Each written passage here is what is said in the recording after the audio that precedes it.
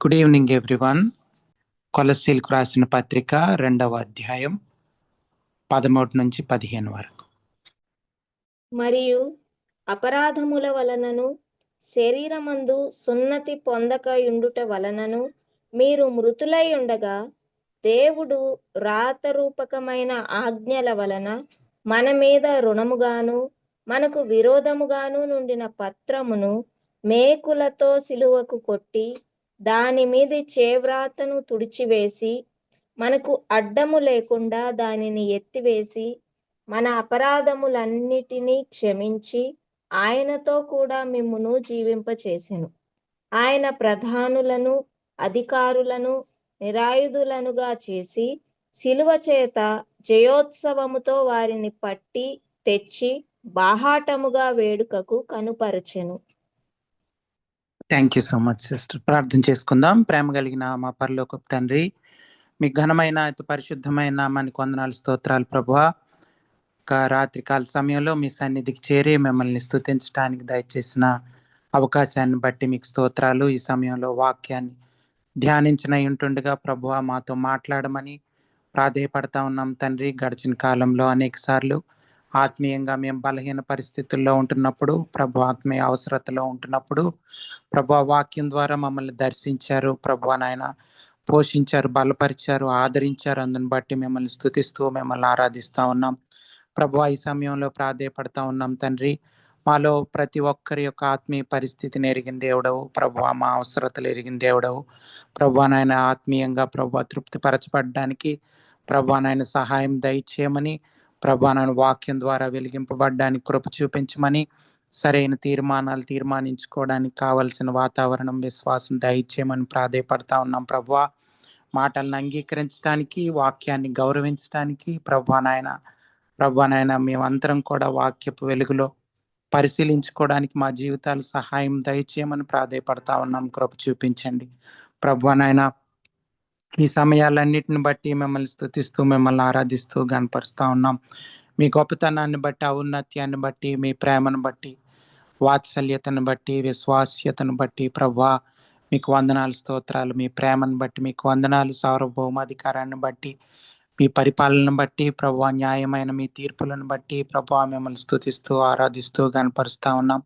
ప్రతి ఆటంకాన్ని, అంధకార శక్తిని లయపరచమని, విరోధంగా ఉన్న ప్రతి తలంపును ప్రభువా నాయన మీరే తీసివేయమని ప్రాధేయపడుతూ ప్రభువా వాక్యాన్ని గౌరవంతో అంగీకరించడానికి, మా జీవితాలు మార్చుకోవడానికి, ఇష్టపడడానికి కృప చూపించండి. ఆలోచన తీరు మార్చుకోవడానికి ప్రభువా నాయన, వాక్యానుసారంగా ప్రభువా నాయన మేము జీవించడానికి, తీర్మానించుకోవడానికి సహాయం దయచేయమని ఘనత, మహిమ, ప్రభావాలు మీకే ఆరోపిస్తూ యేసు ప్రభు వారి అతి పరిశుద్ధమైన నామంలో ప్రార్థన అడిగి వేడుకొంచున్నాం తండ్రి. Amen, amen. ప్రపంచంలో పేరుగాంచినటువంటి వైలన్ విద్వాంసుడు ఒక ఆయన ఉన్నారు. ఆయన పేరు కీజ్లర్. అయితే ఆయన అమెరికా దేశానికి చెందినటువంటి వాడు. 1962 సంవత్సరం వరకు ఉన్నారు. అయితే ఆయన ఒకసారి ఆయన కొత్తగా, అంటే అప్పటికి అంత పేరు రాలేదు ఆయనకి. ఆ సమయంలో ఆయన వైలన్ ఒక షాపులో మంచి వైలన్ చూశాడు. ఆయనకి చాలా ఇష్టమైపోయింది ఆ వైలన్. అది ఎప్పుడు కొనుక్కోవాలని ఆయన కోరిక. అయితే అప్పుడు ఆయన దగ్గర ధనం అంత లేదు, అంత వెచ్చించి కొనడానికి. అయితే ఆయన అలాగా కాన్సర్ట్స్ అవి ఆయన వైలన్ వాయించి అలాగా ధనాన్ని సమకూర్చుకొని ఒకరోజు ఆ కొట్టుకెళ్ళి ఆ వైలన్ ఉంది కొనుక్కుందామని వెళ్తే అది అమ్ముడు పోయిందని చెప్పారు. అయితే ఎవరు కొనుక్కున్నారో ఏమన్నా తెలుస్తుందా అడ్రస్ అది అని అంటే, ఒక డాక్టర్ గారు కొనుక్కున్నారన్న విషయం ఆయనకి తెలిసింది. అయితే ఆయన ఎక్కడ ఉంటారు అని అడ్రస్ అది కనుక్కొని అట్లీస్ట్ ఆ వైలన్ చూసి కొద్దిసేపు వాయించి వెళ్ళిపోదాం, చివరిగా మరి ఇంకా ఎలాగా ఆయన కొనుక్కున్నారు కదా అని అనుకొని అక్కడికి వెళ్ళాడు వాళ్ళ ఇంటికి. వెళ్తే, నేను డబ్బులు చెల్లిస్తాను, ఈ వైలన్ నాకు ఇవ్వగలరా వీలైతే అని అడిగితే ఆయన లేదు, నేను కొనుక్కున్నాను అని ఆయన చెప్పాడు. అంటే నాకు కూడా కావాలి కదా అన్నట్లు. అయితే పర్వాలేదు, నేను ఒకసారి వాయించి మీకు ఇచ్చేస్తానంటే, సరే కొంచెం వాయించుకోమని ఇచ్చాడు. అయితే ఆయన కొంచెంసేపు అక్కడ వయలిన్ ప్లే చేశాడు. ప్లే చేస్తే ఆయన ప్లే చేసిన విధానానికి చాలా మంత్రముగ్ధుడైపోయి, అలా ఉండిపోయి షాక్ అయిపోయి, ఇంత బాగా వయలిన్ వాయిస్తున్నారు కదా! ఈ వయలిన్ మీ దగ్గరే ఉండాలి. ఈ సౌండు అంటే మీ దగ్గరొచ్చే సౌండ్ నా దగ్గర రాదు. ఆ సౌండ్ ప్రపంచమంతా అనేక మంది వినాలి మీ ద్వారా అని చెప్పి ఆయనకి ఆ వయలిన్ ఫ్రీగా ఇచ్చేసాడు డాక్టర్ గారు. సో, ఇదెందుకు చెప్తున్నానంటే, సువార్త అన్నది చాలా, చాలా విలువైంది. అంటే అంటే ఎవరు దానిని అంగీకరిస్తారో అంటే దాని విలువ తెలుసుకొని అంగీకరిస్తారో, ఇతరులకి చెప్పడానికి ఇష్టపడతారో, అంటే ఈ విలువ తెలిసినోళ్ళు ఇతరులకి ఎక్కువ మందికి గాస్పెల్ ప్రజెంట్ చేయడానికి అంటే సువార్తని ప్రకటించడానికి ఇష్టపడతారు. వాళ్ళకి జీవితాలు మార్చుకుంటారు. వాళ్ళ కుటుంబ జీవితాలు మార్చబడతాయి. అనేక మందికి మాదిరికరమైన జీవితం జీవిస్తారు. సో, ఇది సువార్తలో ఉన్నటువంటి శక్తి. అది సరిగ్గా అర్థం కాక ఈ రోజుల్లో చివరి దినాల్లో అనేక సంఘాలు, కుటుంబాలు క్రైస్తవుల పరిస్థితి దయనీయంగా ఉండడానికి గల కారణం ఏంటంటే, సువార్త శక్తి, సువార్తలో ఉన్నటువంటి ఆ సువార్త యొక్క విలువ మనకి తెలియదు. మనకి ధనం విలువ ధనానికి విలువిస్తాం. పేరు ప్రఖ్యాతులకి విలువిస్తాం. లేకపోతే మన ఆస్తులకి, మనకు అందానికి, లేకపోతే వాటికి లోకపరమైన వాటికి, శరీరానుసారమైన జీవితానికి, శరీరానుసారమైన జ్ఞానానికి విలువిస్తాం గానీ, ఆదాము స్వభావం వలన మనం ఆ విధంగా ప్రవర్తిస్తాం. కానీ యేసు ప్రభువారిని విశ్వసించినప్పుడు, క్రైస్తవ్యం గురించి స్లోగా అర్థమవుతూ బైబిల్ చదువుకుంటూ ఉన్నప్పుడు, పరిశుద్ధాత్మ దేవుడు మనకి ఇంకా మనం ఎంత దేవునికి దగ్గర విశ్వసిస్తా ఉంటే, లోబడతా ఉంటే మనకంత సువార్త విలువ తెలుస్తది. అప్పుడు మన జీవితాలు మార్చబడతాయి. అనేక మంది జీవితాలు కూడా మార్చబడ్డానికి మన జీవితం ఉపయోగపడతది. ఇది మనం సరిగ్గా అర్థం చేసుకోవడానికి దేవుడు పదే పదే మనకి అంటే ఈ సర్మన్స్ ద్వారా, బైబిల్ స్టడీస్ ద్వారా దేవుడు మనతో మాట్లాడుతా ఉన్నాడు. 13వ వచనం చదువుతున్నాడు చూడండి. అంటే యాక్చువల్‌గా ఈ 3 వచనాలు చాలా ప్రాముఖ్యమైనవి. ఎందుకంటే అంటే యేసు ప్రభువారి మరణ పునరుద్ధానాల ద్వారా జరిగినటువంటి గొప్ప కార్యాలు. అవే ఫౌండేషన్ క్రిస్టియన్ లైఫ్‌కి, క్రైస్తవ జీవితానికి పునాది. పునాది అన్నది ఎప్పుడైనా మనం చాలా సార్లు ఆలోచించుకున్నాం. పునాది చాలా స్ట్రాంగ్‌గా ఉండాలి. లేకపోతే ఈ తప్పుడు బోధకులు, తప్పుడు బోధలు చేసేవాళ్ళు మనల్ని ఈజీగా మోసం చేస్తారు. అలాగ మోసంలోకి నడిపించబడుతున్న సంఘానికి రాసిన ఉత్తరమే ఇది. సో, ఆయా సంఘాలు లవొదికయ సంఘం కావచ్చు, కొలస్సి ప్రాంతంలో ఉన్న సంఘం కావచ్చు. ఇవి కూడా వీళ్ళందరూ స్లోగా మోసపోవడానికి దేవుని నుంచి దూరం అయిపోతున్నారు. యేసు ప్రభువారిని నమ్ముకున్న వాళ్ళే, విశ్వాసులు అనబడే వాళ్ళే. చక్కగా దేవునిలో ఎదుగుతున్న వాళ్ళే. కానీ సైతాను మోసం చేయడానికి అనుకూలమైన వాతావరణం ఆయా సంఘాల్లో కనిపిస్తుంది.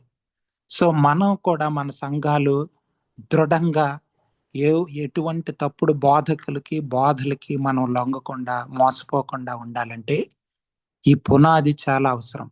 ఆ పునాదికి సంబంధించిన వాక్యాలు ఇక్కడ ఉన్నాయి. 13వ వచనంలో చూస్తే మొదటిది మనం నేర్చుకోవాల్సిన పాఠం.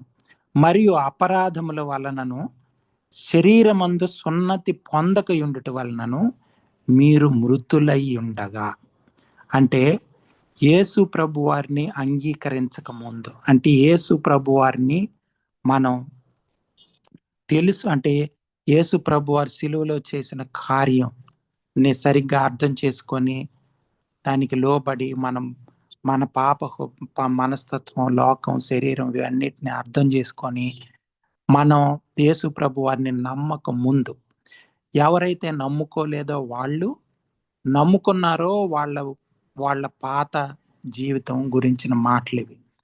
మనం ఒకప్పుడు ఎవరైతే నమ్ముకున్నారో వాళ్ళందరూ కూడా ఆత్మీయంగా చచ్చిన వారంగా మనం ఉన్నామని మనం అర్థం చేసుకోవాలి. రోమీలకు రాసిన పత్రికలో కూడా మనం ధ్యానం చేసినప్పుడు ఈ మాటని అర్థం చేసుకున్నాం. సో, మనం యేసు ప్రభువాన్ని నమ్ముకోకపోతే స్పిరిచువల్లీ డెడ్ పీపుల్ అని, ఆత్మీయంగా చనిపోయిన వారు అని అర్థం. అయితే మనం సువార్త చెప్పినప్పుడు ఒక ఎంత శక్తి కలగదు అన్నది సువార్త చూడండి. సువార్త వినిపించబడినప్పుడు ఆ చనిపోయినవి చూడండి, సువార్త మామూలుగా ఊహించుకుందాం. చనిపోయిన శవాల దగ్గర మనం ఏమన్నా చెప్తే మాట్లాడితే ఉలకవు పలకవు కదా. కానీ ఒకవేళ ఏమన్నా మాట్లాడితే శవము లేచి కూర్చుంది అనుకోండి, అప్పుడు అంటే దాని అర్థం ఏంటి? అంత శక్తి ఆ మాటల్లో ఉందని అర్థం. సో యేసు ప్రభు వారి యొక్క మరణ పునరుద్ధానాలకి అంత శక్తి ఉంది. అది దేవుని ప్రణాళిక. ఆ శక్తి ప్రతి మనిషికి అవసరం. అంటే మనం చనిపోయినాం, మనకి తెలియదు మనం చనిపోయామని. అంధకారంలో ఉంటున్నాము, యోహాను సువార్తలో ఉంది, అంధకారంలో ఉంటున్న వాళ్ళకి మనం అంధకారంలో ఉంటున్నామని తెలియదు. ఎప్పుడైతే లైట్ వచ్చిందో మనం అంధకారంలో ఉన్నాం అన్న విషయం తెలిసింది. అంటే యేసు ప్రభు వారు ఈ లోకానికి వచ్చినప్పుడు, లేకపోతే వాక్యం మన మన జీవితాల్లో మనతో మాట్లాడినప్పుడు, మనం దేవుణ్ణి నమ్ముకున్న సమయంలో విశ్వసించినప్పుడు, కేవలం విశ్వాసం ద్వారా మనకు రక్షణ కలిగిందని ఈ మాటలన్నీ మనకు తెలుసు. సో మనం చనిపోయిన వారం అని అర్థం చేసుకోవాలి. ఇది ఇది సరిగ్గా మనకు అర్థమైతే మనం మళ్ళీ ఆ మరణకరమైనటువంటి జీవితం వైపు తిరగం. ఆ మరణకరమైనటువంటి లీగలిజంలోకి లేకపోతే వాటిల్లోకి తిరగం. చాలా యేసు ప్రభు వారు ఈ లోకానికి వచ్చినప్పుడు ఎవరైతే లీగలిస్టులు ఉన్నారో, ధర్మశాస్త్రానుసారంగా పాటిస్తున్నామని స్వనీతితో నింపబడి ఉన్నారో, అటువంటి వాళ్ళందరూ యేసు ప్రభు వారి మీద తిరగబడ్డారు, ఆయన్ని సిలువకు అప్పగించారు. సో మనం వాళ్ళకి తెలియని విషయం ఏంటంటే వాళ్ళు ఆల్రెడీ డెడ్ పీపుల్ అన్నది వాళ్ళకి అర్థం కాలేదు. యేసు ప్రభు వారు ఎంత మొత్తుకున్నా, ఎన్ని సెర్మన్స్ చెప్పినా సరే వాళ్ళకి అర్థం కాలేదు. వాళ్ళ పాప జీవితాన్ని లేకపోతే వాళ్ళు నీతిమంతులు అనుకున్న విధానం వలన సువార్త శక్తి దొరకకుండానే వాళ్ళ జీవితాలు అంతమైపోయినాయి. రాత్రికాల సమయంలో దేవుడు మన అందరితో మాట్లాడుతున్నాడు. మన జీవితాలు అలాగా మృతుల జీవితంతోనే మన జీవితాలు అంతమైపోకూడదు. ఎవరైనా ఇంకా యేసు ప్రభు వారిని నమ్ముకోకపోతే, ఇంకా మన పాపాలు అపరాధముల చేత నింపబడి ఉంటే, పాప క్షమాపణ దొరకకపోతే మనం చచ్చిపోయి ఉన్నాం అని అర్థం చేసుకోవాలి. అయితే ఎవరైతే యేసు ప్రభు వారిని ఆల్రెడీ నమ్మి శిష్యులుగా ఉండడానికి, వెంబడించడానికి ఇష్టపడుతున్నారో వాళ్ళు కూడా తెలుసుకోవాల్సింది ఏంటంటే, ఒకప్పుడు మనం చనిపోయిన వాళ్ళం కాబట్టి ఆ జీవన విధానం తెలుసు మనకి.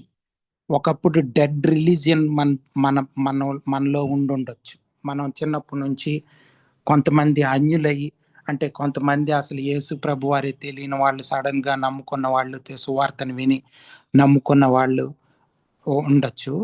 కానీ కొంతమంది చిన్నప్పటి నుంచే చర్చికి వెళ్తూ, బైబిల్ సండే స్కూల్కి వెళ్తూ, క్రైస్తవ కుటుంబాల్లోనే పెరుగుతూ జీవిస్తూ ఉన్న వాళ్ళు కూడా యేసు ప్రభు వారిని సరిగ్గా అంగీకరించిన వాళ్ళు, నిజంగా మారు మనసు అనుభవం లేని వాళ్ళు అనేక మంది ఉంటారు. కానీ అటువంటి పరిస్థితి నుంచి దేవుడు మనల్ని, ఎవరైతే అటువంటి పరిస్థితుల్లో ఉన్నారో, క్రైస్తవ కుటుంబాల నుంచి రక్షింపబడ్డారో, క్రైస్తవేతర కుటుంబాల నుంచి రక్షింపబడ్డారో, వాళ్ళందరూ గతాన్ని మర్చిపోకూడదు. ఎందుకంటే దేవుడు మనల్ని సేవ్ చేసింది ఒక భయంకరమైన పరిస్థితి నుంచి.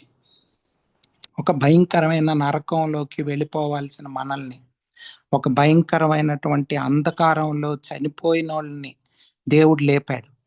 మనం చనిపోయి ఉన్నాం ఆల్రెడీ. ఆ డెడ్ రిలీజియస్ పీపుల్ అయి ఉండొచ్చు, డెడ్ వేరే పీపుల్ అంటే చనిపోయిన అన్యులై ఉండొచ్చు, ఎవరైనా సరే మన పాత పరిస్థితి అది. మన శరీరం చనిపోయి ఉంది, ఆత్మీయంగా డెడ్ పొజిషన్‌లో ఉంది. అందుకనే సున్నతికి అర్థం ఇక్కడ చెప్తున్నాడు. సున్నతి అంటే అర్థం ఏంటంటే, ఈ లోకం నుంచి, పాపం నుంచి, శరీరం నుంచి సెపరేట్ అయిపోవడం. ఆ శరీరానుసారమైన జీవితాన్ని తీసి పడేయడం. ఏదైతే ఫ్లెష్ కట్ చేసి బయట పడేస్తున్నారో, అంటే ఆ యొక్క శరీరాన్ని తీసి కట్ చేసి పడేస్తున్నారో, అదేంటంటే ఈ లోకానికి, పాపానికి, శరీరానికి మనం చనిపోయిన వాళ్ళగా ఉన్నప్పుడు ఆ మరణకరమైన దానిని తీసి పడేసి నూతన జీవితాన్ని జీవించటానికి ఇష్టపడ్డామని అర్థం చేసుకోవాలి. అది నిజమైన సున్నతికి సాదృశ్యం. ఊరకనే బాప్తిస్మం తీసుకుంటే అయిపోలేదు. బాప్తిస్మానికి అర్థం తెలియకుండా, సున్నతికి అర్థం తెలియకుండా సున్నతి తీసుకున్నా, సున్నతి చేయించుకున్నా, లేకపోతే బాప్తిస్మానికి అర్థం తెలియకుండా బాప్తిస్మం తీసుకున్నా ఏం ఉపయోగం లేదు. బాప్తిస్మం అంటే అర్థం అదే. మన పాప జీవితానికి, శరీరానుసారమైన, లోకానుసారమైన జీవితానికి మనం చనిపోయాం. ఇక మీదట అటువంటి జీవితం జీవించడానికి లేదు. మరణకరమైనటువంటి అటువంటి జీవితం నుంచి యేసు ప్రభువారు మనల్ని విడుదల చేశారు అని అర్థం చేసుకొని, ఆ భయంకరమైన వాటి వైపు మరలా తిరగకూడదు. అయితే కొలస్సీ సంఘంలో కొంతమంది, లవదీకీయ సంఘంలో కొంతమంది అటు తిరిగిపోతున్నారు. మరలా ధర్మశాస్త్రానుసారమైన జీవితం వైపు, లోకానుసారమైన జీవితం వైపు, శరీరానుసారమైన జీవితం వైపు తిరిగిపోతున్నారు. వాళ్ళు పండగలు చేయాలంటే, సున్నతి చేసుకోవాలంటే, లేకపోతే రకరకాల మాటలకి లోబడిపోయి, కంగారు పడిపోయి, అవన్నీ చేయకపోతే అవదా, యూదులు చేసేవన్నీ చెయ్యాలా అని అనుకొని ఫంబులైపోయి మళ్ళా మరణకరమైన వాటి వైపు తిరిగే అవకాశం మనకి తెలియకుండానే, క్రైస్తవ్యం అనుకుంటూనే, క్రైస్తవ జీవితం జీవిస్తున్నాం అనుకుంటూనే మరలా మనం క్రైస్తవేతరుల కన్నా భయంకరంగా తయారైపోయే ఒక సిచ్యువేషన్ ఉంది, ఒక పరిస్థితి ఉంది. మన చూడండి, యేసు ప్రభు వారు ఒక మాట చెప్పారు. ఒకసారి మన హృదయంలో మనలో అనేకమైన దయ్యాలు ఉన్నప్పుడు, లేకపోతే ఒక దయ్యం ఉన్నప్పుడు, ఆ దయ్యాన్ని వెళ్ళగొట్టినప్పుడు మనమే అంగీకరించాం దయ్యం వెళ్ళిపోవడానికి. అంగీకరించిన తర్వాత ఆ దయ్యం వెళ్ళి మళ్ళీ ఇంకో 10 దయ్యాలను తీసుకొచ్చిందంట. సో ఇలాగా మనం ఇంకా వర్సన్ అంటే, యేసు ప్రభువారిని నమ్ముకున్నాం అనుకుంటూనే, క్రైస్తవ జీవితం జీవిస్తున్నాం అనుకుంటూనే మోసపోయే అవకాశం ఉంది. చివరి దినాల్లో ఇటువంటి మోసం ఎక్కువైపోతుంది. క్లియర్‌గా ఈ వచనాలన్నీ అటువంటి మోసకరమైనటువంటి ఒక జీవితంలోకి నెట్టబడుతున్నటువంటి వాళ్ళకి వ్రాయబడినటువంటి ఉత్తరం. మనం కూడా చివరి దినాల్లో అనేక మంది ఈ రోజుల్లో మోసపోతున్నారు. అనేక మందికి నిజమైన క్రైస్తవ్యం తెలియట్లేదు.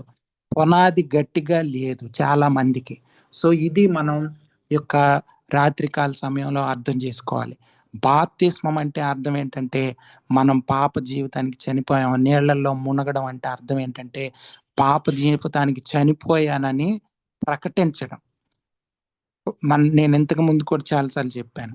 బాప్తిస్మం అంటే it's an outward conviction, outward declaration for an inward conviction. అంటే బయటికి ప్రకటించడం, లోపల జరిగిన పరిశుద్ధాత్మ దేవుని ద్వారా జరిగిన ఒప్పింపుకి మనం బయటికి ప్రకటిస్తున్నాం. నా జీవితంలో పరిశుద్ధాత్మ దేవుని కార్యం జరిగింది, ఒక అద్భుతం జరిగింది, నేను చనిపోయానన్న విషయం నాకు అర్థమైంది, నన్ను బ్రతికించాడు దేవుడు, పరిశుద్ధాత్మ దేవుని ద్వారా నన్ను బ్రతికించాడు అని చెప్పడం. ఇక్కడి నుంచి నూతన జీవితం జీవిస్తానని సంఘంలో అందరి ముందు సాక్ష్యం చెప్పడమే బాప్తిస్మం. అది లోపల కార్యం జరగకుండా, పరిశుద్ధాత్మ దేవుని ఒప్పింపు జరగకుండా అనేక మంది బాప్తిస్మాలు తీసుకునే వాళ్ళు ఉంటారు, మోసపోయేవాళ్ళు. మనం అటువంటి మోసంలోకి నడిపించబడకూడదు. మనం అర్థం చేసుకోవాలి. మనం ఒకవేళ అర్థం తెలియకుండా బాప్తిస్మం తీసుకొని ఉంటే, రాత్రికాల సమయంలో మనం అర్థం చేసుకొని పాత జీవితానికి చనిపోయాం అన్నది అర్థం చేసుకోవాలి. నేను ఇంతకు ముందు కూడా ఒకసారి చెప్పాను, వాచ్మెన్ గారి పుస్తకంలో ఉంది ఇది. ఆయన ఒకసారి ట్రైన్ జర్నీ చేస్తున్నప్పుడు ఒక ఫ్రెండ్స్ అందరూ ప్రయాణం చేస్తా ఉన్నారు, రైలు ప్రయాణం చేసేటప్పుడు స్నేహితులందరూ కలిసి ఇంతకుముందు వాళ్ళు పనికి వెళ్ళేటప్పుడు, పని నుంచి వచ్చేటప్పుడు ఆ రైలు బండిలో వాళ్ళు పేకాట ఆడుకునేవాళ్ళు. వాళ్ళ ఊరు వచ్చే వరకు, వాళ్ళు వర్క్ ప్లేస్ వచ్చే వరకు. మళ్ళీ అక్కడి నుంచి బయలుదేరి మళ్ళీ ఇంటికి వెళ్ళేటప్పుడు మళ్ళీ ఆడుకునేవాళ్ళు. అయితే ఆ రోజు ఒక ఆయన వాళ్ళతో కలిసి ఆడట్లేదు. అయితే ఆయన ఎందుకు వాళ్ళందరూ పిలిచారు, రా ఆడుదువు గాని అంటే నేను రానన్నాడు. ఎందుకనంటే ఆ పేకాట ఆడే చేతుల్ని నేను తీసుకురాలేదని చెప్పాడు. అంటే అర్థం ఏంటంటే, నేను పేకాట విషయంలో చచ్చిపోయాను. అంటే ఈ పాప విషయంలో చనిపోయాను. ఇంక మీదట నాకు ఆ చేతులు లేవు. ఆ చేతులు చచ్చిపోయాయి. అంటే ఒకప్పుడు మరణం వలన, శరీరానుసారమైన జీవితం వలన చనిపోయిన నేను, ఆ జీవితాన్ని శిలువల ద్వారా మరణానికి అప్పగించబడింది అని నేను అర్థం చేసుకొని, ఇక మీదట నూతన జీవం జీవించటానికి తీర్మానించుకున్నాను. అటువంటి జీవితం యేసు ప్రభు వారి ద్వారా జీవిస్తారు. ఇక మీదట అటువంటి పాపకరమైనటువంటి, మరణకరమైనటువంటి కార్యాలని నా నా నా శరీరంలో జరిగే అవకాశం లేదు. ఎందుకంటే ఆయన చనిపోయాడు. సో, మనం కూడా యేసు ప్రభు వారిని అంగీకరించిన రోజు, ఆ రోజు మనం పరిశుద్ధాత్మ దేవుని ఒప్పింపు జరిగినప్పుడు మన హృదయంలో, మనం ఆ రోజు చనిపోయాం. అది అర్థం చేసుకోవాలి. సో, చూడండి, చాలా విషయాలు మీకు చెప్తున్నాను. మీకేమన్నా సందేహాలుంటే లాస్ట్‌లో అడగొచ్చు. ఏమన్నా క్లియర్‌గా లేకపోతే. ఎందుకంటే ఇది పునాది, క్రైస్తవ పునాది. దీని పట్ల మనకు సరైన అవగాహన లేకపోతే మనం కూడా మోసపోయే అవకాశం ఉంది.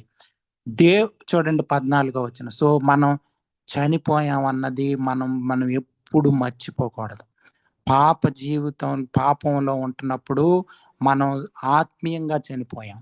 కానీ యేసు ప్రభు వారిలో ఉంటున్నప్పుడు శరీరానుసారమైన జీవితానికి చనిపోయాం అని అర్థం చేసుకోవాలి. ఈ ఈ పాయింట్లు చాలా ప్రాముఖ్యమైనవి. ఇందులో నుంచే లైఫ్ వస్తది. ఆ లైఫ్ జీవించేది ఈ పునాది చాలా ప్రాముఖ్యమైనది. పరిశుద్ధాత్మ దేవుడు అటువంటి జ్ఞానం మనకివ్వాలని ప్రార్థన చేసుకుందాం. 14వ వచనం. దేవుడు వ్రాతరూపకమైన ఆజ్ఞల వలన మన మీద రుణముగాను, మనకు విరోధముగాను నుండిన పత్రమును.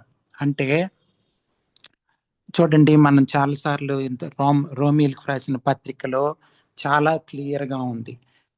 చూడండి, ఒకసారి చదువుతారా? రోమీయులకు రాసిన పత్రిక 7వ అధ్యాయం మొదటి 2 వచనాలు. సహోదరులారా చదవండి సిస్టర్. సహోదరులారా, మనుష్యుడు బ్రతికినంత కాలమే ధర్మశాస్త్రం అతని మీద ప్రభుత్వము చేయుచున్నదని మీకు తెలియదా? ధర్మశాస్త్రము ఎరిగిన మీతో మాట్లాడుచున్నాను. భర్త గల స్త్రీ భర్త బ్రతికి ఉన్నంత వరకే ధర్మశాస్త్రము వలన అతనికి బద్ధురాలు గాని, భర్త చనిపోయిన ఎడల భర్త విషయమైన ధర్మశాస్త్రము నుండి ఆమె విడుదల పొందును. చూడండి, ఇది చాలా మనం జ్ఞాపకం చేసుకున్నాం ఇంతకు ముందు బైబిల్ స్టడీస్‌లో. రోమీయులకు రాసిన పత్రిక ధ్యానం చేసినప్పుడు. అంటే మన మీద ధర్మశాస్త్రం యొక్క అధికారం మన మీద లేదు. అందుకనే గడిచిన వారం కూడా మనం మాట్లాడుకునేటప్పుడు ఆ 10వ వంతులు, పండగలు, సున్నతులు, ఇవన్నీ మన మీద అధికారం చెలాయించే అవకాశం పోయింది. అది మనం ఎప్పుడూ మర్చిపోకూడదు.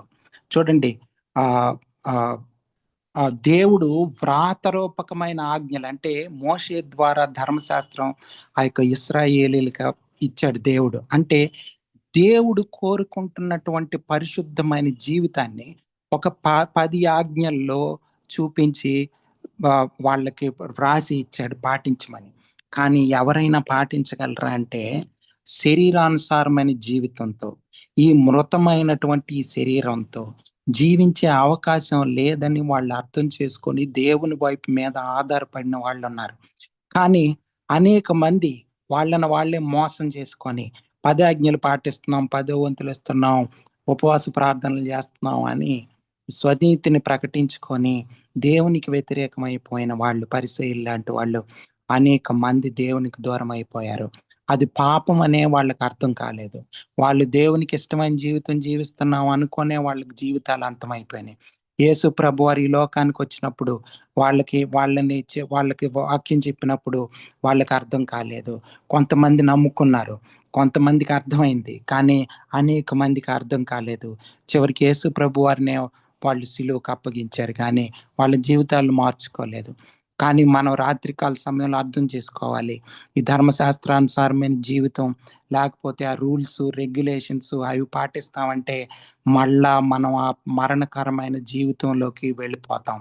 మన మీద ఆధారపడతాం. శరీరం మీద ఆధారపడితే అందులో నుంచి మరణం వస్తుంది, కానీ జీవం వచ్చే అవకాశం లేదు. మనం దేవునికి సంబంధించిన వాళ్ళం. మనం ధర్మశాస్త్రం కింద లేము. అర్థం చేసుకోవాలి. 6వ అధ్యాయం రోమీయులకు రాసిన పత్రిక 14వ వచనం చదువుతారా? మీరు కృపకే గాని ధర్మశాస్త్రమునకు లోనైన వారు కారు ఆ, గనుక పాపము మీ మీద ప్రభుత్వం చేయదు. ఆ పాపం మన మీద మళ్ళా ధర్మశాస్త్రం వైపు 10వ వంతు ఇస్తాను, లేకపోతే ఫాస్టింగ్ ప్రేయర్లు చేసి దేవుణ్ణి మెప్పిస్తాను అంటే కుదరదండి. ధర్మశాస్త్రం కిందకెళ్తే మనం కృప దొరకదు. మరలా అది ఇంకా భయంకరమైన జీవితం అయిపోతుంది. క్రైస్తవ జీవితం అనుకుంటూనే మోసం పుచ్చుకునే అవకాశం ఉంది. సో మన చూడండి, చాలాసార్లు మనం ఈ రూల్స్ పాటించి దేవుణ్ణి అనుకొని ప్రయత్నం చేస్తాం. తెలియకుండానే మనం అలా జీవించాలని, దేవుణ్ణి సంతోష పెట్టాలని ట్రై చేస్తాం, కానీ అది కుదరని పని. యేసు ప్రభు వారికి లోబడ్డమే, కృపకి లోబడ్డమే మనం చేయాల్సినటువంటి పని. దేవుడు ఏం చెప్తే అది చేయాలి. మన కుటుంబాలు దేవుని చిత్తానుసారంగా మన కుటుంబాలు నడవాలి. మన ఇష్టానుసారంగా జీవిస్తూ మనం క్రైస్తవులు రెగ్యులర్గా నేను చర్చికి వెళ్తాను కాబట్టి క్రైస్తవుడిని, లేకపోతే మా తాతగారు మా ముత్తాతగారు మా ఇంట్లో మా వాళ్ళు వీళ్ళంతా చర్చికి వెళ్తాం కాబట్టి మేము క్రైస్తవులం కాబట్టి అనుకుంటే మోసపోతాం. మనం దేవుని కృపకి, దేవుని చిత్తానుసారమైన జీవితం ప్రతి ఒక్కరూ జీవించాల్సిన అవసరం ఉంది. మన సంఘం మనకి హెల్ప్ చేయదు, యేసు ప్రభు వారు హెల్ప్ చేస్తారు. పరిశుద్ధాత్మ దేవుడు మనల్ని యేసు ప్రభు వారి జీవితం జీవించడానికి, నడిపించడానికి చేస్తాడు. మన సంఘాలు కాదు, లేకపోతే మన మనుషులు కాదు, లేకపోతే రూల్స్ కాదు, మనం పాటించే పద్ధతులు కావు మనల్ని సేవ్ చేసేవి, యేసు ప్రభు వారు. ఇది అర్థం చేసుకోవాలి. సో ఈ ఆజ్ఞల వలన ఇదంతా మన మీద రుణంగా ఉంది. అంటే ఏంటి? ఈ పాటించు అని ధర్మశాస్త్రం చెప్పేది, కానీ పాటించే పరిస్థితి లేదు. పాటించే పరిస్థితి మనిషిలో లేదు. పాటించలేమని అర్థం చేసుకోవాలి. పాపపు స్వభావం వల్ల మనం పాటించలేం, పాపం చేస్తాం. నేను ఇంతకు ముందు చాలాసార్లు చెప్పాను, మనం పాపం చేస్తున్నాం కాబట్టి పాపాత్మలం అవ్వలేదు, పాపాత్ములం కాబట్టి పాపం చేస్తాం. మన స్వభావమే పాపపు స్వభావం, మన బుద్ధే పాపపు బుద్ధి. అందులో నుంచి మంచి వచ్చే అవకాశం లేదు. సో దేవుడు ఇటువంటి ఆజ్ఞల వల్ల మన మీద రుణంగా అంటే ఏంటంటే ఇవి పాటిస్తే దేవుని సన్నిధికి వెళ్ళే అవకాశం ఉంది, కానీ పాటించలేము. కాబట్టి అవేం చెప్తుంది? నువ్వు పాటించలేవు కాబట్టి నువ్వు మరణానికి పాత్రుడివి అని ధర్మశాస్త్రం చెప్తుంది పదే పదే. అప్పుడు దాని వలన మనం అర్థం చేసుకొని నాలో నుంచి మంచి వచ్చే అవకాశం లేదని మనం బాప్తిస్మం తీసుకుంటున్నాం. అంటే ఇక మీదట నా సొంత జీవితం కాకుండా యేసు ప్రభు వారి జీవితం జీవించడానికి నేను ఒప్పుకుంటాను. పరిశుద్ధాత్మ దేవునికి లోబడ్డం ద్వారా, యేసు ప్రభు వారికి వాక్యానికి లోబడ్డం ద్వారా దేవుని జీవితం నా ద్వారా జీవింపజేయడానికి పరిశుద్ధాత్మ దేవునికి నేను సహకరిస్తానని ఒప్పుకోవడమే క్రైస్తవ జీవితం.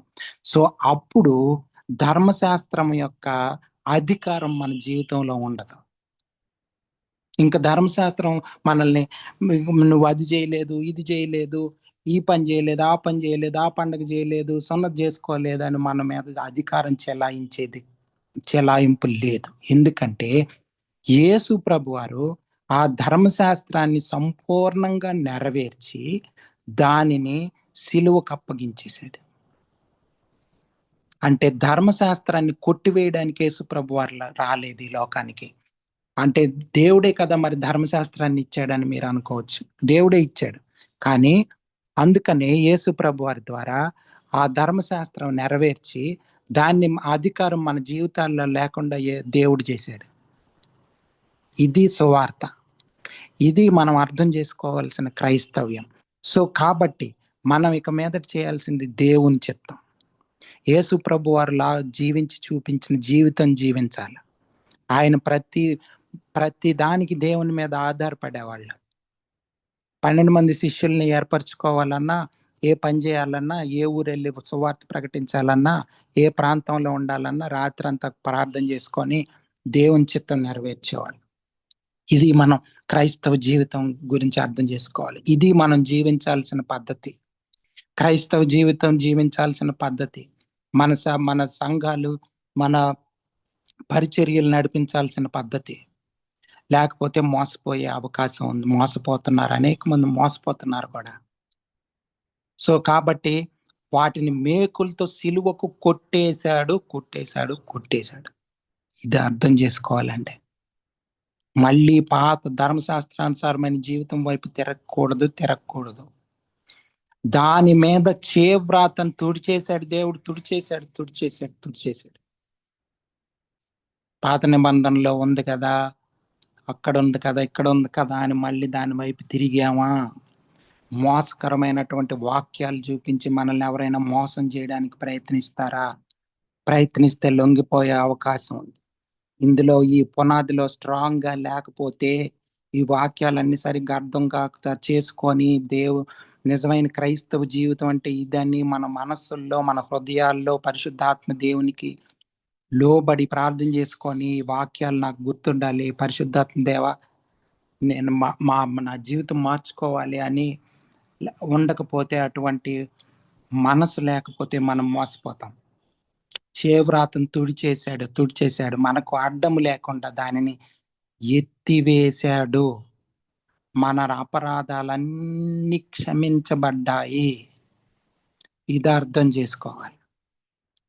యేసు ప్రభు వారిలో మన అపరాధాలన్నీ, ఇంతకు ముందు చేసిన అపరాధాలు, ఇప్పుడు చేస్తున్న అపరాధాలు, లేకపోతే తర్వాత పొద్దున్న చేయబోయే తెలియక చేసే అపరాధాలన్నీ యేసు ప్రభు వారి ద్వారా క్షమించబడ్డాయి. అంటే ఈ జీవితం మనకు ఆపాదించబడాలంటే, ఇటువంటి క్రైస్తవ జీవితం మనకు ఆపాదించబడాలంటే, యేసు ప్రభు వారి లాగా మనం జీవించాలంటే, శిష్యులు జీవించినట్లు మనం కూడా జీవించాలంటే ఈ జీవితానికి లోబడాలి. ప్రతిరోజు వాక్యం చదువుకొని వాక్యానుసారమైన జీవితానికి లోబడుతూ ఉండాలి. దేవుడు మాట్లాడినప్పుడు వినాలి. దేవుని వాక్యానికి లోబడాలి. దేవుని చిత్తమే చేయడానికి తీర్మానించుకోవాలి. మన ప్రతి పరిస్థితుల్లో కూడా దేవుని చిత్తానుసారమైన జీవితం జీవించడానికి ఇష్టపడాలి. సో చూడండి, ఆయనతో కూడా మిమ్మును జీవింపజేశాను. ఆయన మరణంలో మనల్ని పాలిభాగస్తుల్ని చేశాడు దేవుడు. యేసు ప్రభు వారి మరణంలో మనం పాలిభాగస్తులం. మనం ఒక రోజు ఈ అర్థం చేసుకొని, మనం పాపాత్ములమని, పాపపు స్వభావం అని అర్థం చేసుకొని, ఇక మీదట యేసు ప్రభు వారి జీవితం జీవించడానికి తీర్మానించుకున్నాను. ఆయనకి లోబడ్డానికి, దేవుని మాటకి, పరిశుద్ధాత్మ దేవుని నడిపింపుకి, ఆ స్వరాన్ని విని అర్థం చేసుకొని లోబడి జీవితం జీవిస్తానని తీర్మానించుకున్నప్పుడు, మనం ఆయన మరణంలో ఆ విధంగా పాలిభాగస్థులం అయినప్పుడు, యాక్చువల్గా అందరినీ, ప్రపంచంలో ఉన్న ప్రతి మనిషిని దేవుడు పాలిభాగస్థం చేశాడు. కానీ దాన్ని అంగీకరించాల్సిన బాధ్యత మన మీద ఉంది. అంటే దేవుడు మన నిర్ణయాన్ని గౌరవిస్తాడు. దేవుడు మనుషుల్లాగా కాదు, లేకపోతే మనల్ని రోబోట్ లాగా దేవుడు చేయలేదు. మనుషుల్లాంటి ఆలోచన తీరు దేవునికి లేదు. దేవుడు మనల్ని అంటే మన ఇష్టం. మనం దేవునికి లోబడే జీవితం జీవిస్తామా, లేకపోతే మరణకరమైనటువంటి లోకానుసారమైన, శరీరానుసారమైన జీవితం జీవిస్తామన్నది మన చేతుల్లో ఉంది. దేవుడు అటువంటి అధికారం మనకి ఇచ్చాడు, అవకాశం ఇచ్చాడు. మనమే నిర్ణయం తీసుకోవాలి. సో కాబట్టి మనం సొంత నిర్ణయాల్ని, సొంత ఆలోచనల్ని సిలువకు అప్పగించామన్నది అర్థం చేసుకోవాలి. బాప్తిస్మం అంటే అర్థం అదే. మన ఇష్టానుసారంగా జీవించడానికి మనం బాప్తిస్మం తీసుకోలేదు. మన ఇష్టానుసారంగా పరిచర్యలు నడపడానికి, మన ఇష్టానుసారంగా కుటుంబ జీవితాలు నడిపించడానికి, మన ఇష్టానుసారంగా మన పిల్లల జీవితాలను నడిపించడానికి మనల్ని దేవుడు రక్షించుకోలేదు.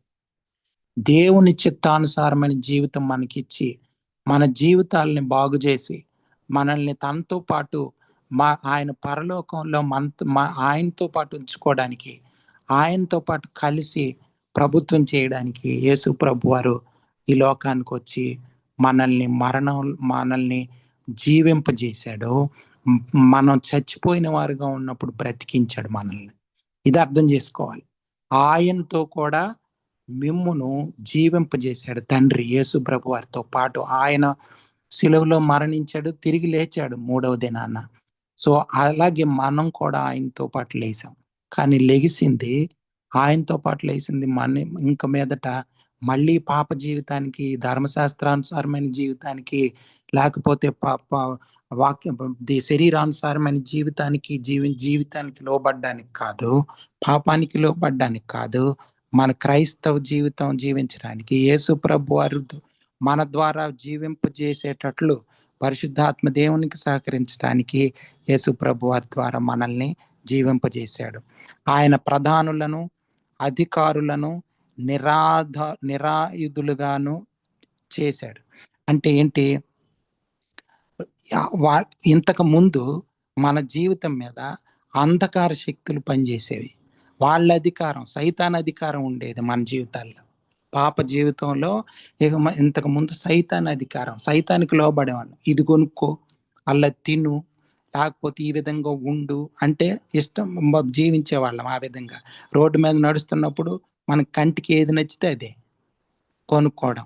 డబ్బులు సంపాదించుకోవాలా, కొనుక్కోవాలా, జీవించాలా, సుఖించాలా, లేకపోతే కనబడింది తినాలా, ఇష్టానుసారమైన జీవితం జీవించేవాళ్ళం. ఏదైనా ఆకర్షణీయంగా కలిపితే అది నాకు కావాలి. కాకపోతే ఇటువంటి బుద్ధులు, పాపపు జీవితం మన జీవితాల్లో అధికారం అంటే సైతాను యొక్క అధికారం, యొక్క అంధకార శక్తుల యొక్క అధికారం మన జీవితాల్లో ఉండేది. ఎవరైతే యేసు ప్రభు వారిని నమ్ముకోలేదో వాళ్ళందరి జీవితాల్లో ఈ అధికారం ఉంటుంది.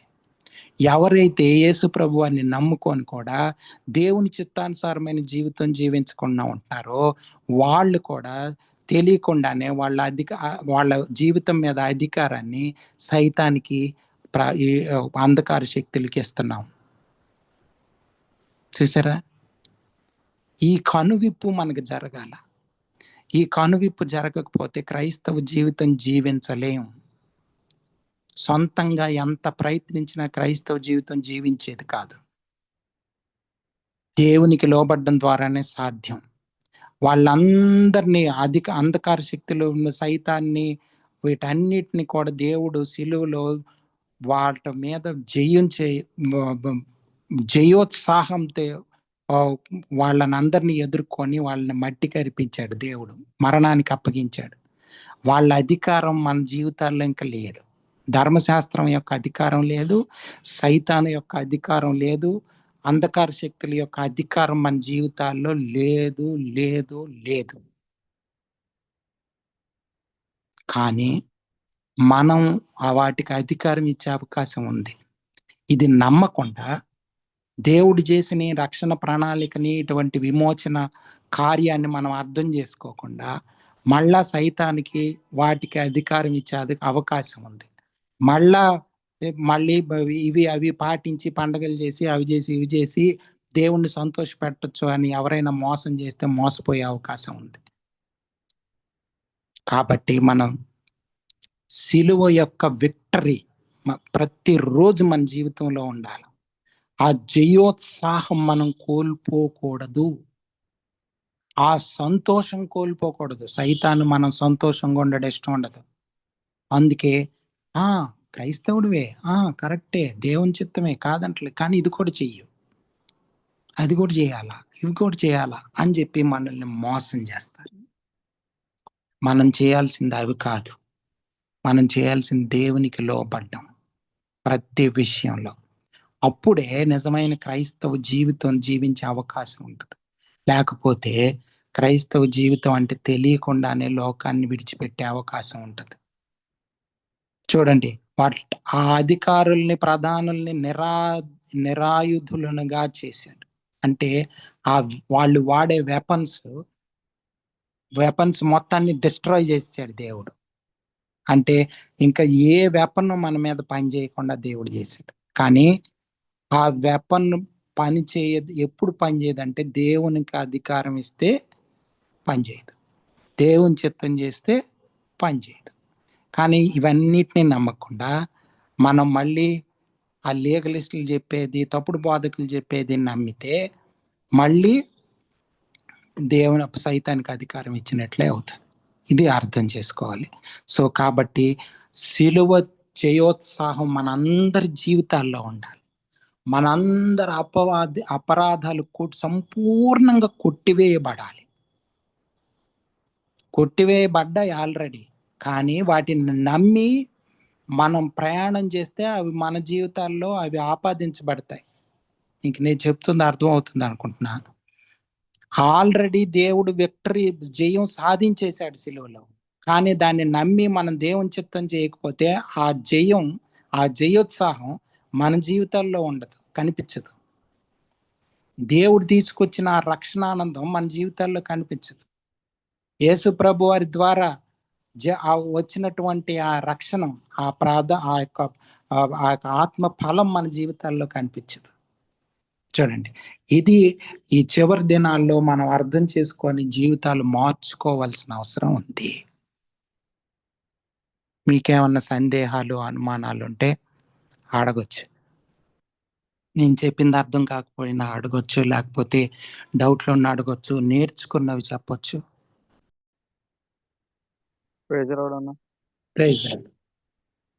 నాకు ఆ పాయింట్ అనేది మీరు ఎక్స్ప్లెయిన్ చేసింది బాగా నచ్చిందన్న. అంటే మనం స్పిరిచువల్ గా ఒకప్పుడు డెడ్ ఉన్నాం కదన్న, అది దేవుని రక్షణ ద్వారా మనం, అంటే దేవుని గాస్పెల్ లో అంత పవర్ ఉంది. అంటే ఒక రకంగా అది ఫిజికల్ వరల్డ్ లో చనిపోయిన మనిషి లేపినంత సమానం అన్న.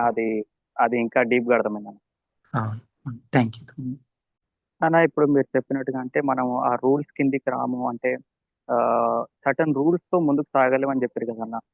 సో మళ్ళీ ఇప్పుడు మనము దేవుని, అంటే దేవుని చిత్తం చేస్తున్నా సరే కొన్ని రూల్స్ వస్తాయి కదన్న ఫాలో అవ్వడానికి. అంటే దేవుని చిత్తంలో కూడా అంటే ఇవి సర్టన్ వేస్ ఉంటాయి కదన్నా, ఇక తప్పు చేసుకోవడం కానీ ఇవన్నీ కూడా అంటే దేవుని చిత్తం అంటే దేవుడు ప్రతిరోజు మనతో మాట్లాడతాడు వాక్యం ద్వారా, లేకపోతే ఎలాగైనా మాట్లాడచ్చు.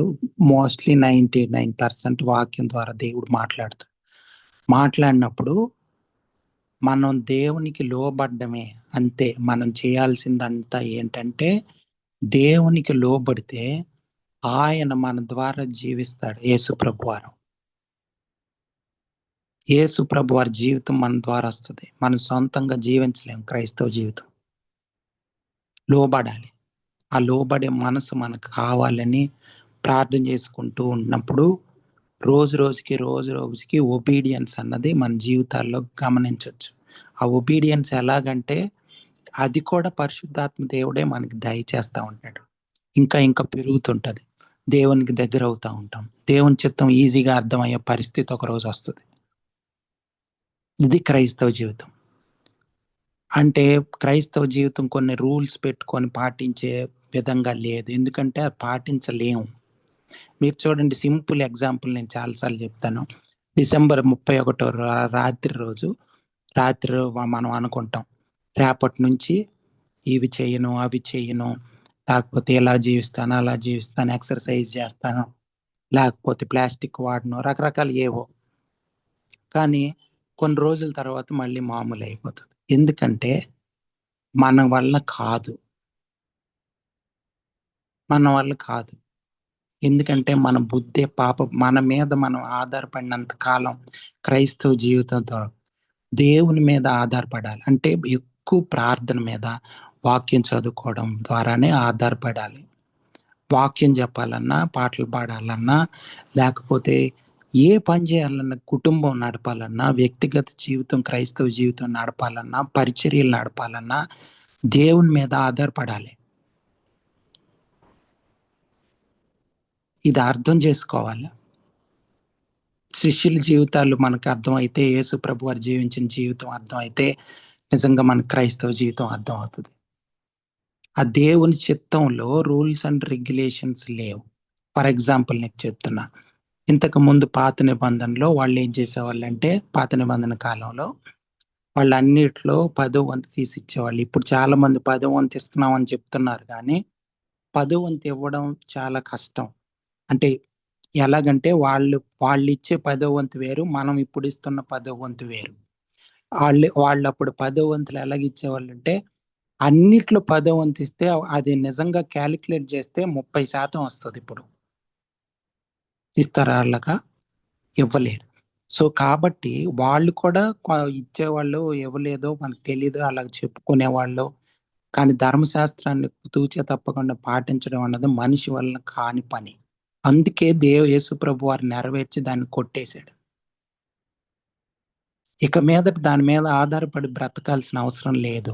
అది బ్రతికితే మళ్ళీ రోమీయులకు రాసిన పత్రికలో మనం ధ్యానం చేసినప్పుడు చూసాం. ఒకవేళ ధర్మశాస్త్రానుసారంగా జీవించాలనుకుంటున్నారా, జీవించండి. అప్పుడు తీర్పు కూడా ధర్మశాస్త్రానుసారంగా ఉంటది, మరణ శిక్ష అయిపోతుంది. ధర్మశాస్త్రానుసారంగా సంపూర్ణంగా అంటే ధర్మశాస్త్రానుసారంగా జీవించడం అంటే మనకి చూడండి, బయట మార్కులు వస్తాయి లెక్కల్లో, వాటిలో 99 వస్తే అందరూ మెచ్చుకుంటారు. కానీ ఇక్కడ 99 వస్తే అవ్వదు, 100% రావాలి.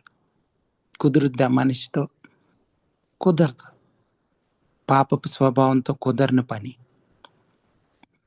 అది. రోజు మరణానికి అంటే యేసు ప్రభు వారు అందుకే చాలా సిలువనెత్తుకొని వెంబడించాలంటే అర్థం అదే. ప్రతిరోజు చనిపోవాలి, ప్రతిరోజు చనిపోవాలా, ప్రతిరోజు దేవుని చిత్తానుసారమైన జీవితం జీవించాలి, సిలువనెత్తుకొని వెంబడించాలి ప్రతిరోజు. క్రైస్తవ జీవితం అంటే అది. అర్థం చేసుకోవడానికి ప్రయత్నిద్దాం. జీవించడానికి యేసు ప్రభు వారి జీవితం జీవించడానికి పరిశుద్ధాత్మ దేవుడి సహాయం కోరుకుందాం. క్రైస్తవ జీవితం తెలుసుకుంటూ ఎదుగుదాం. అర్థమైందన్న. అంటే ఫస్ట్ యాక్సెప్టెన్స్ అనమాట. అంటే మనము పాపులమని బాగా గ్రహించుకొని, మన ప్రైడ్, ఈగో రెండు పక్కన పెట్టి, అంటే ఈ లైఫ్ మనం బతకలేమని అనుకొని, దేవుడే అది మనతో బతకని నమ్మి ముందుకెళ్ళాలని చెప్తారు. అది కరెక్ట్. Thank you. యేసు ప్రభు వారిలో ఉంది మన జీవితం, మన జీవం, నూతన జీవం మనలో లేదు. ఇంకా ఎవరైనా ఏమన్నా సందేహాలున్నా, మీరు నేర్చుకున్న చెప్పాలనుకున్నా చెప్పచ్చు. లేకపోతే ఎవరైనా ప్రేరేపించబడిన వాళ్ళు ప్రార్థన చేస్తే ముగించుకో.